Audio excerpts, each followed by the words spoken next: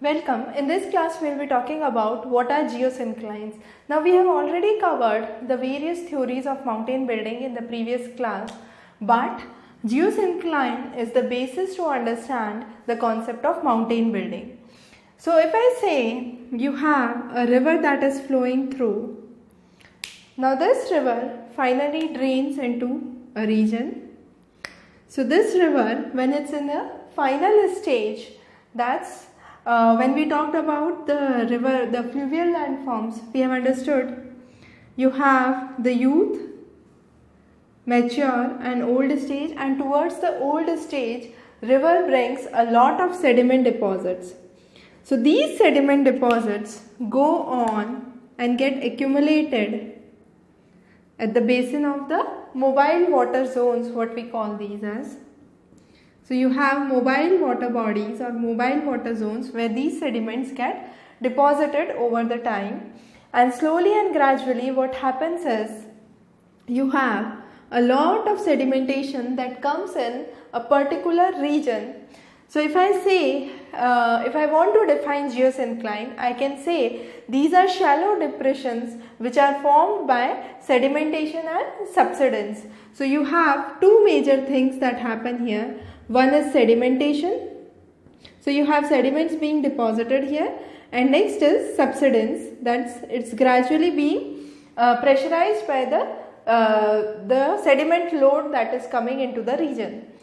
Now also there is an important phenomena that within this depression you will have finer grains that will be towards the bottom, and you would have a bigger sized grains, or I could say coarse grains, towards the top or towards the higher regions of this geosyncline that is being formed. So if I try to explain this diagram here, you have, as you can see, the various sediment load that is coming into the region. So first you have this much of sediment, then slowly and gradually you have the level of sediment that is increasing. So as you can see, with every stage you have higher sediment that is being accumulated into the geosyncline, and that leads to isostatic crustal adjustment in the region. Now the first diagram shows the accumulation of the sediment, but whatever the river is carrying, but the second diagram shows the plates that are being formed over time due to accumulation of this sediment. So as you can see in this animation, what is happening over the time period is you have the water level that is decreasing and the sediment, those are increasing. Ultimately what happens is this water level decreases to an extent that it kind of vanishes from this region, and you can see all the sediment load here. This sediment under constant pressure gets folded and crumbled. As a result, there are small folds that are formed in this region, and later on these folds rise up to become the present day mountains. So geosynclines are rightly being called as the future sites for mountain building.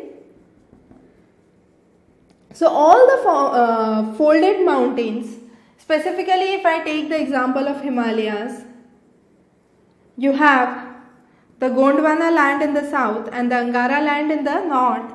In between you have the Tethys river, and over the time there was constant deposition in this Tethys river, and that led to formation of present day folded mountains in this region, which are Himalayas, and towards the side of Europe you have Alps. So this was how the folded mountains originated over the time, as explained by the Geosyncline process.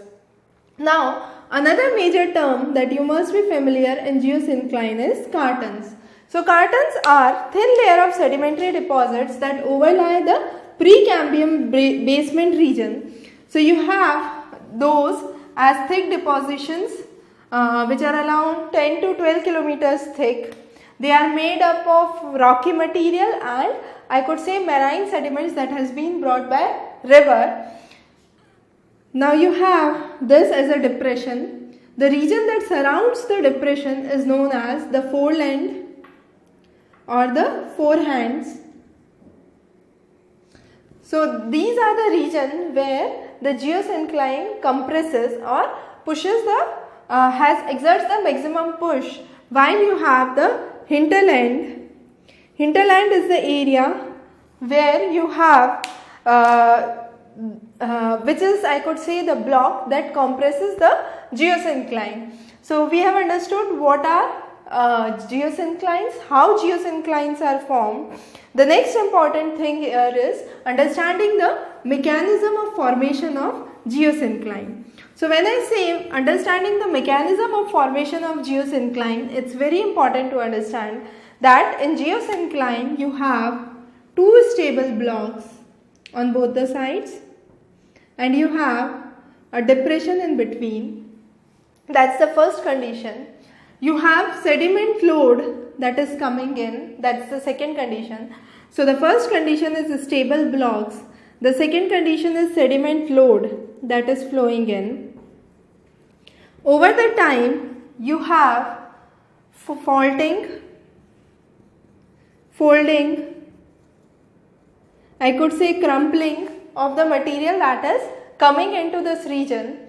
So all the process accompany this region. You have finally the isostatic crustal adjustment that takes place. As we have seen in that diagram, you have the isostatic crustal adjustment that takes place in this region. And finally, since you have a pressure coming from both the sides, there is compression, and that compression leads to upliftment. So these two blocks would be moving close to one another. So if I say I have two pins here and I am trying to pressurize them close to one another, they will crumble down, and this crumbling down would lead to formation of folded mountains. So this is how there was first Hall and then later on Dana who tried to explain the concept of geosyncline, and they try to explain how geosynclines are formed or what is the basic mechanism to understand the formation of geosyncline. Now to explain this better, there were two major geologists, Evans and Holmes, who tried to lay forward the various theories for or hypothesis for evolution of geosyncline. The first hypothesis was the hypothesis propounded by Evans. Evans' hypothesis was also known as sedimentation subsidence. Rather than calling this region as geosyncline, he called it as a sedimentation subsidence region. That means you have sediments that are coming into the region and finally subsiding here. So that was the idea that Evans led forward. According to him, the formation of geosyncline was very quick and was a very random process that happened. He explained that Sima, which is hot, underlies Sial, which is the upper layer, and Sima is the inner layer. He tried to explain that this Sima is very hot, and what is happening over time is sediments try to contract, and when they try to contact together, there is upwellings in the Sima that take place, and these upwellings lead to formation of mountains. So this was propounded by Evans. However, Evans' theory was not that widely accepted. So the next theory that was propounded was the theory of Holmes. Holmes' theory was one of the foremost theories in the evolution of geosyncline, that was most widely accepted theory. He talked about that subsidence is not the basic reason as explained by Evans. Rather, he explained Earth's movement to be the basic cause for formation of geosynclines. His theory explained that this was a very gradual and slow process that takes place. He explained certain reasons for the formation of geosynclines. Evans, on the other hand, tried to explain that geosynclines are formed at the sea area near the mountain. They are found at the region where the river intersects or where there is a sea between the continental blocks. However, Holmes on the other hand explained certain reasons for formation of geosyncline. The first reason was compression. He explained there is compression of the plates that move. Then he tried to explain metamorphism, which we discussed already in the class on rock cycle. So he explained the concept of compression, metamorphism, thinning of the sialic layer, that's the top layer. And finally, he tried to explain the migration of magma. So according to him, these four were the major reasons that led to Earth's movement and finally formation of geosynclines. He explained this by means of various stages. So he classified his process into 4 stages. The first stage that he tried to explain showed the movement of the crustal layers, and the second stage was movement of the tectonic plates. So the first stage was lithogenesis,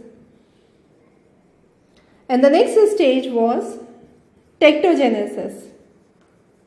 In the first stage, he talked about movement of the crustal plates or the top plates. So he talked about the movement of the top plates, and then he also talked about in the next stage the tectonic activities. The third stage according to him was the stage of orogenesis. Under the stage of orogenesis there is a squeezing and folding. So when there is a squeezing and folding, you have small hillocks, as you can see here, that appear, and these are an example of folded range. In the last stage according to him was glyptogenesis. And under the stage of glyptogenesis, he explained there is gradual rise, and by the process of denudation you have formation of the medial masses and the marginal lands. So you have gradual rise and you have formation of medial mass and the marginal ranges in this case. So he explained the 4 stages. Those were lithogenesis, tectogenesis, orogenesis and glyptogenesis. Finally, he tried to explain the order. When explaining the order, he divided Earth into 3 layers: the topmost layer, the middle layer and the inner layer. The inner layer was made of echolite. The topmost layer was around from 10 to 15 kilometers deep, and that layer was the layer that was made of granodite. And finally you had the middle layer, that was the layer which was made up of amphibolite. Now once he divided the 3 layers, he explained 3 orders. The first order talked about just the topmost layer. The example that he gave for the topmost layer was Tasman geosyncline formed during the Devonian period in eastern Australia. So he explained the formation of Tasman geosyncline by first order of geosyncline. The second order of geosyncline talked about the convection currents in the magma. So these convection currents led to squeezing and folding and finally formation of mountains. To explain this, he talked about 2 examples. One was the formation of Himalayas by Tethys. So he talked about shifting away of the 2 blocks, that's the Angara land and the Gondwana land, and formation of Tethys river. And finally the second example he explained was example of Ural mountains, and Urals according to him was formed due to separation of 2 blocks. So he talked about the convection currents, he talked about formation of Ural mountains and Tethys, both by different phenomena. So here he talked about separation of 2 blocks, and here he talked about shifting of the 2 land masses. So that was second order of the geosyncline, and the final order of the geosyncline talked about the medial mass in the lower layers. So the third order, which focused on the inner layers, talked about the medial mass that is present in the lowermost layers, and according to him This was the foundation stone for formation of mountains by the process of compressional forces that act.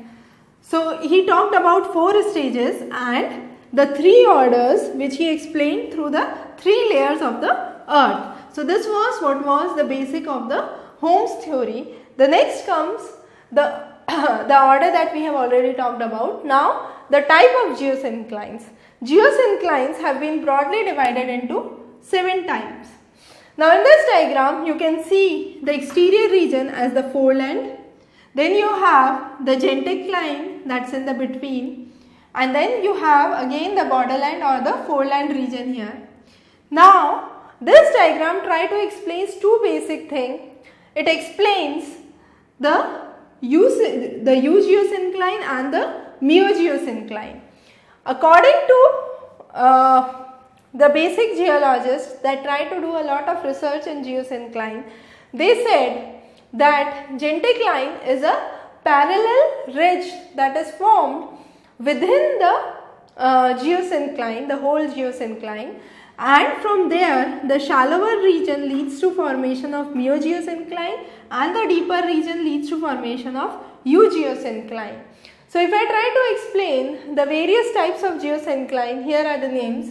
So you have the first, that is orthogeosyncline. Orthogeosyncline was a kind of deep elongated depression. So it's long and elongated depression that is being formed, and that leads to formation of orthogeosyncline. The next is eugeosyncline. Eugeosyncline is found in the region where there are abundant volcanic activities. So you have huge number of volcanic activities in this region. In miogeosyncline there is, I can say, lack of volcanic activities or nearly no volcanic activities in this region. However, miogeosynclines are great source of mineral oils. So within these traps you have formation of mineral oils. Eugeosyncline on the other hand is highly noticed towards the western margins of Pacific. You have the Sea of Japan and the Okhotsk Sea. So west margins of Pacific, predominantly you see eugeosynclines. Then you have miogeosynclines that is common towards the continental margins and mainly in the Atlantic. You have taphrogeosyncline that is elongated, and that is due to the process of faulting. Now this is totally a different concept from the above 3. Taphrogeosyncline focuses on the process of faulting that leads to formation of geosyncline, and this was better explained by means of Garbin and Rift valleys. The next is parageosynclines. Parageosynclines are formed within the cartons.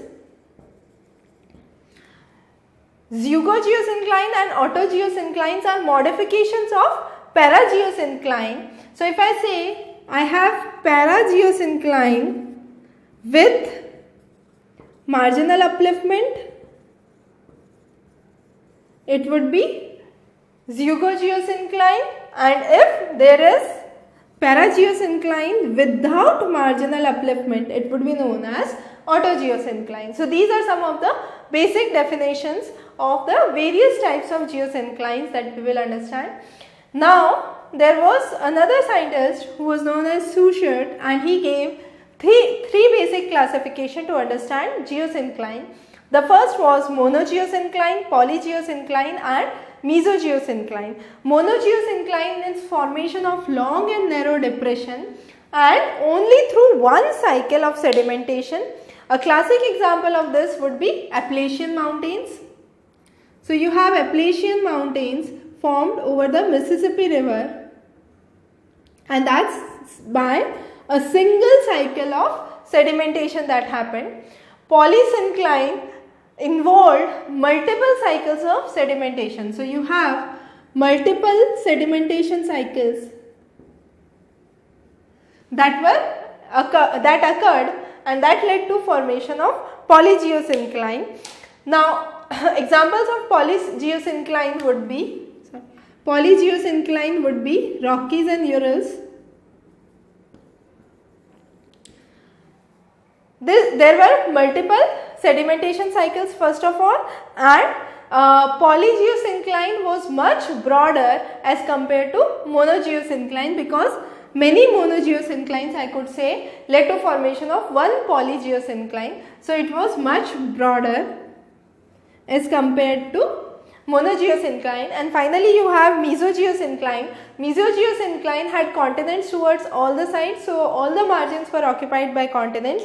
It had greater depth and greater range.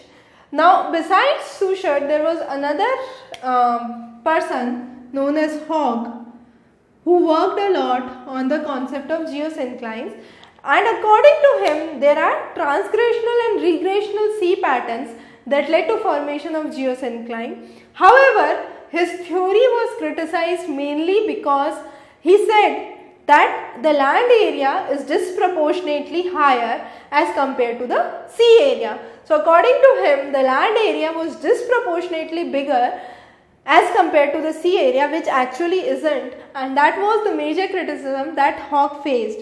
Now, as you can see finally here, it was a kind of evolution in the theory of geosynclines. Dana, who first talked about geosyncline, considered just the geosynclines. Then came Hogg, who talked about the tectonic depression, the trenches and the geosyncline. Then you have Still, who talked about orthogeosynclines and parageosynclines. He, however, did not further classify parageosynclines. Finally, K dissociated parageosynclines into further subparts, and you have Pavin, who talked about primary, secondary and residual geosynclines. So these were the various types of geosynclines and the importance of geosynclines, the formation and the evolution given by Evans and Holmes. We will be talking about more topics in geomorphology in the further classes. You can subscribe to our channel for any further updates. Have a good day.